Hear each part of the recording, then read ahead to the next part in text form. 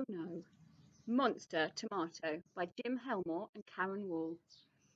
It's the great, grisliest grow off, and Marvin is trying to grow some show stopping tomatoes, but he is only tiny, and his beastly brother Boris and poisonous sister Prunella tease him that his tomatoes would be too titchy. With a bit of magic and a special song, his plants began to grow and grow and grow until, oh no, Monster Tomato!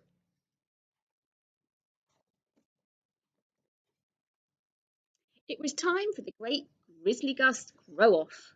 This year, Marvin planned to grow the tatest tomatoes in town, but his beastly brother Boris and his poisonous sister Prunella had other ideas. You're a titchy weed, Marvin, they bellowed, and your tomatoes will be tiny too. I'll show them, thought Marvin, and he studied his gardening books carefully. His tomato plant would be something very special. The people of Grizzly Gust pruned and polished and pampered their vegetables.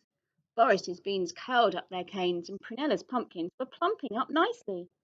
There was no sign of Marvin's tomatoes.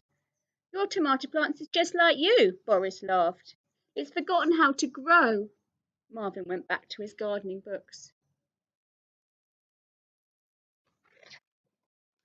Perhaps what he needed was a special song.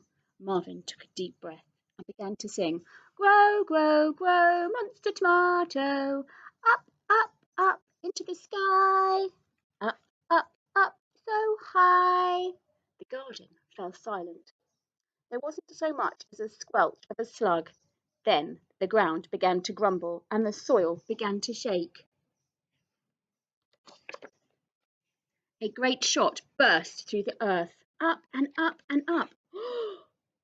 See how big that is? Oh, it's really big. Round red fruit sprouted in its branches, and it grew and grew, and they were the size of beach balls.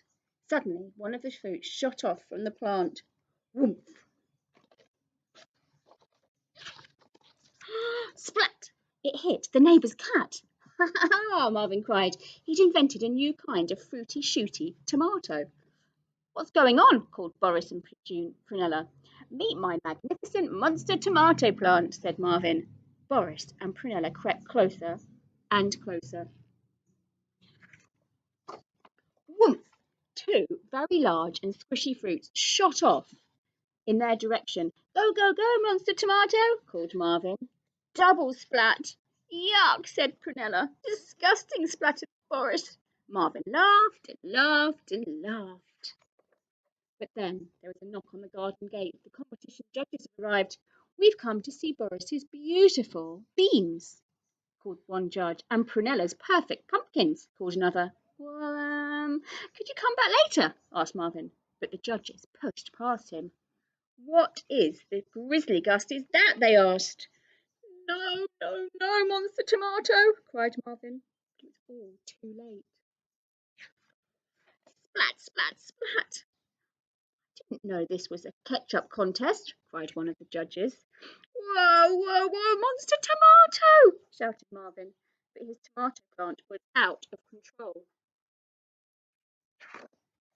Marvin searched frantically for a grow reversal song, and he sang the song at the top of his voice. Shrink, shrink, shrink, monster tomato, what a splatty, splitty, splitty sight. Shrink, shrink, shrink, monster tomato, back down to your proper height. Marvin's monster tomato gave a great shudder, and then a shiver, and slowly shrank back to the size of a normal plant. One by one, the judges wiped themselves down and cleaned themselves up. Marvin, they announced.